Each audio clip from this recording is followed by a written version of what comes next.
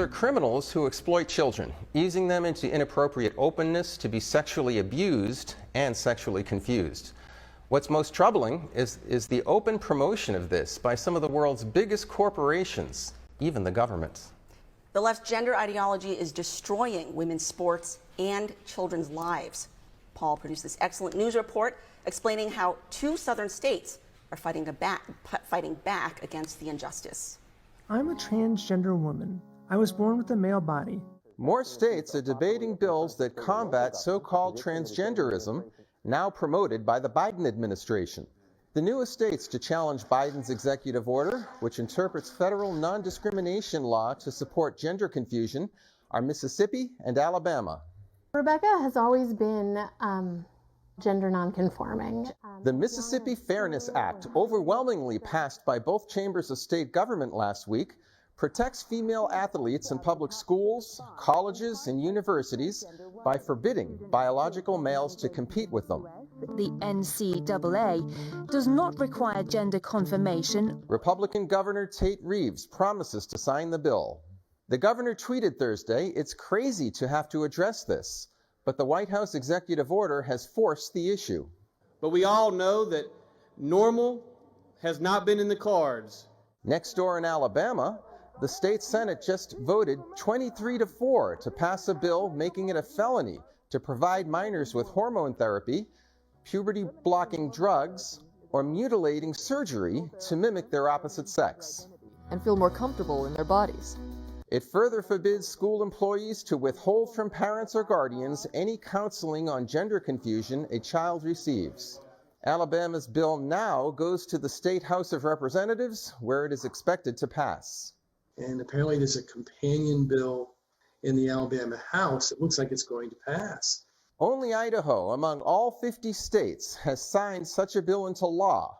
Idaho law mandates that the gender confused put only their biological sex on their driver's licenses.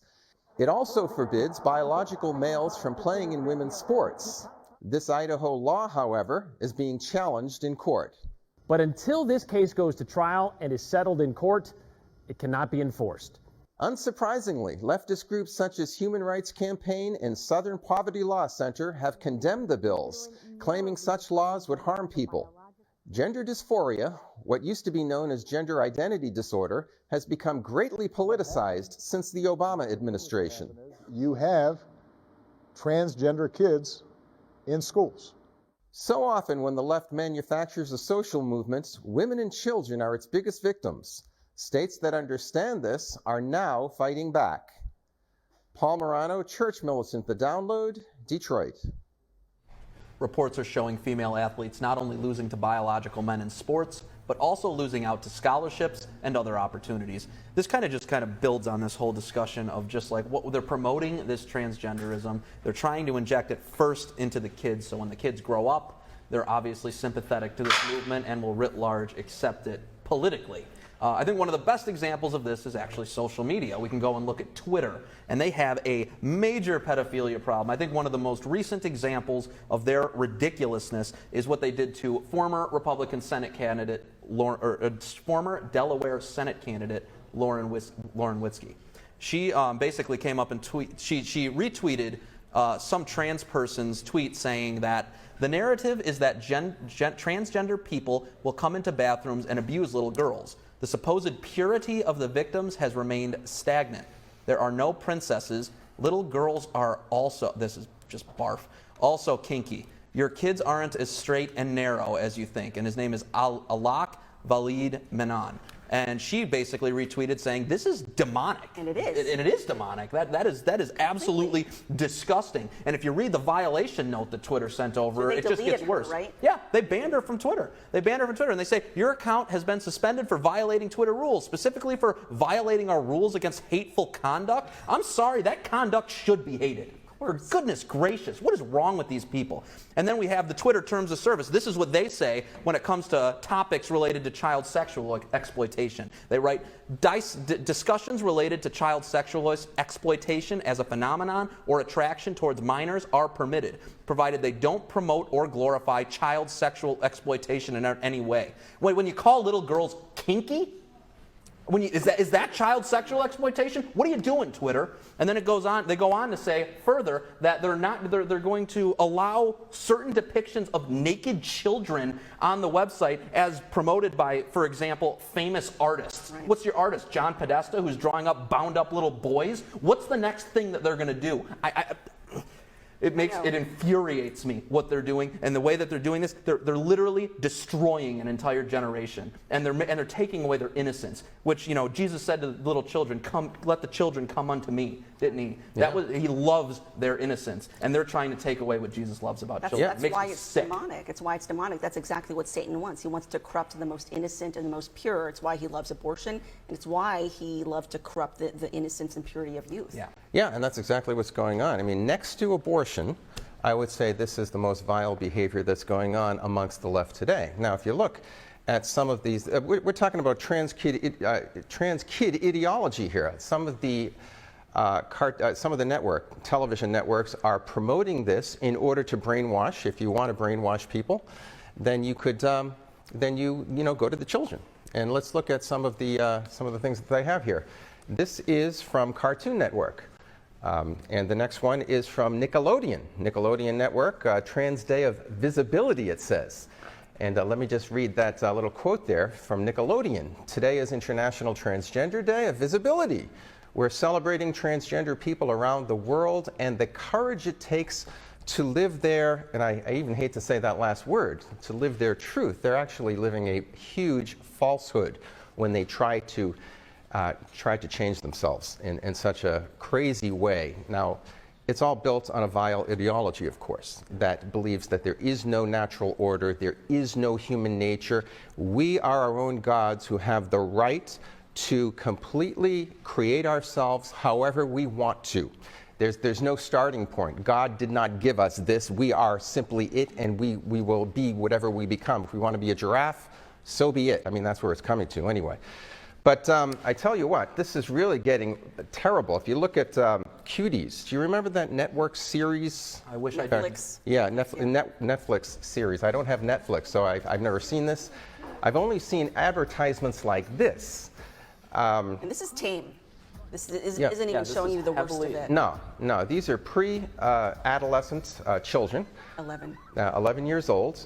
And look at they have to even you got to block out. It's so inappropriate. You have these young girls, and the best part was the directors, right? The directors went out and they were saying that, like, no, we're trying to highlight child sexual exploitation. By exploiting children? It's funny you say that. That was exactly their excuse. And I saw written on, I think it was either Twitter or somewhere else, somebody said, it's like kicking a baby to show people that kicking babies is wrong. It's ridiculous. It's absurd. They had tremendous backlash over that, which they should have done. But another huge problem that we're aware of is Hollywood pedophilia. I mean, it's rampant in Hollywood. And for instance, Corey Feldman has been speaking out against this for years. Corey Feldman, of course, was the famous child actor. He was in Goonies. He was best friends with Corey Haim, who was also abused and then ended up committing suicide later on, drugs, alcohol, and then suicide. But Corey Feldman has been speaking out against Hollywood pedophilia for a very long time. They were abused as young, child actors. But we have a quote here, a little soundbite here from him talking about the fact that it's everywhere. Let's go ahead and roll that.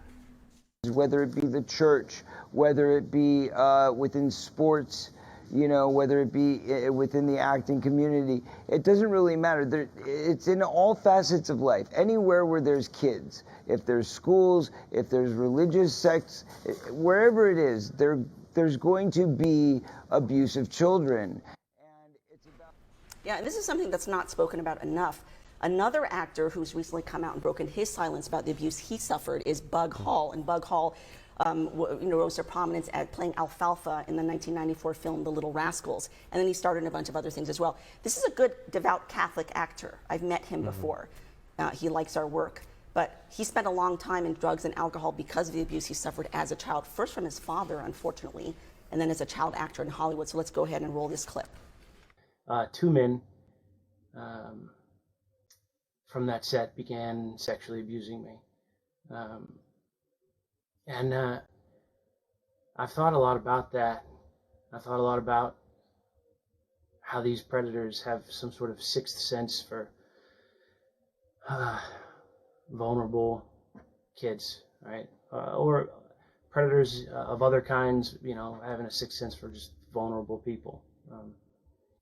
Yeah, like he says, these predators they have a sixth sense for, you know, singling out the vulnerable kids who they can manipulate. And also, a lot of the parents of Hollywood actors are also responsible for messing up their own children. And we have a graphic here of children of actors. Look at this, the son of Megan Fox dressed up as a girl, the son of Gwen Stefani dressed as a girl, the daughter of Angelina Jolie and Brad Pitt, that's Shiloh Jolie, that's a girl but dressed as a boy, the son of Adele, you know, boy, dressed as a girl, the son of Charlize Theron again, and then the son of Naomi Watts. I mean, I'm sorry, this is child abuse, and these children are completely messed up. Yeah, Dwayne Wade from, he used to be in the Miami Heat, basketball player. I think his son is now acting like a daughter. It's going all over the place.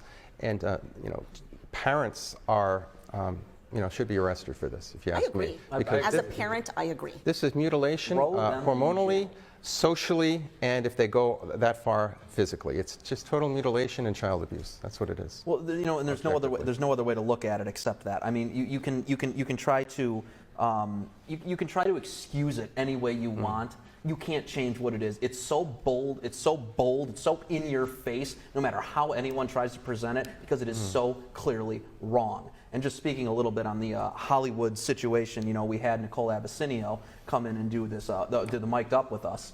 And on the episode of Mic'd Up, she talked about it. I mean, there's a reason that they're like this. It's Satanism. It's demonic infiltration, essentially, of our cultural institution that goes and promotes our culture. She was talking about how she would, you know, talk to people about God and they just turn their back on her.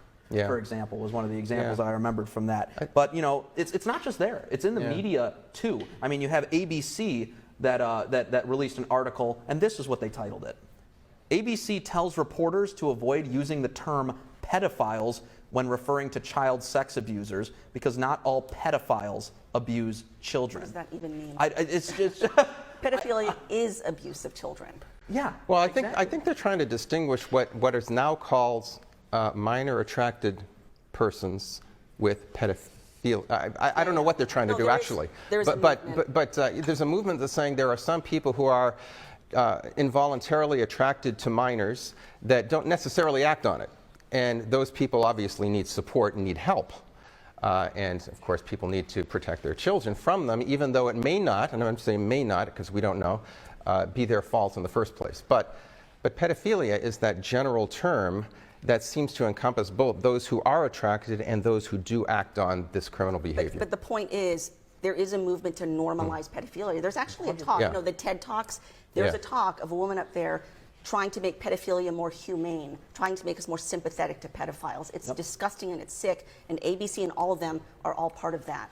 Well, it seems to me to be a sort of an extension of the pornography culture that we're in now. That's kind of, this is like the next thing. On top of that. Totally. Oh yeah, NAMBLA was in the official. Man-Boy Love Association. They've been trying for years to It's all related. They've always been allied with LGBT groups until the 90s. They were allied with them. Getting theological, if you separate sex from marriage, you know, the unitive from the procreative, you're going to get a whole bunch of mess that's going to continue to snowball to what we have today.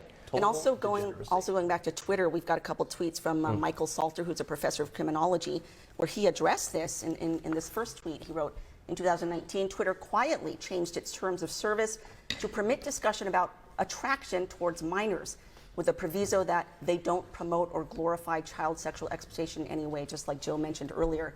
And then moving on to the next tweet, this change was pushed by forensic psychiatrists who treat minor-attracted people and wanted a forum for this group to discuss their issues. Child protection and abuse prevention experts were not consulted because we would never have endorsed this change.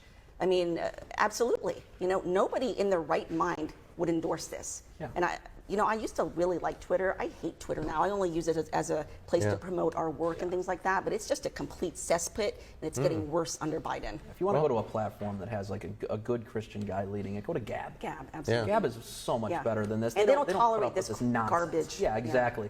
You know, if you want a forum for pedophiles to talk about child exploitation, how about you send them to the loony bin where they can discuss it with their counselor? It's not going to happen in public spaces on social media. That is totally unacceptable, and it makes me sick, because you know what? There's going to be kids that are going to be making accounts without their parents' permission, and they're going to be exposed to these things. It is grooming. And people need to understand, just because they're very loud, they're still the minority.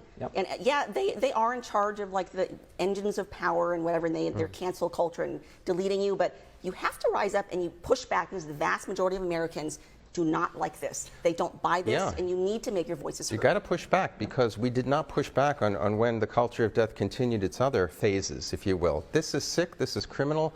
Unfortunately, if you look at the snowball effect, it's inevitable. We've got to push back this time. We need to make this the end of progressivism in the United States. It has to end here. It stops here. Groomers hide behind corporate banners and social media hashtags. They are the most cunning of predators. Call this grooming out for exactly what it is: child sex abuse. The more outcry, the more pressure placed on those promoting it. Do not tolerate these monsters whose intent it is to take away the innocence of American children. That wraps up our show for today. Thanks for watching, and God bless.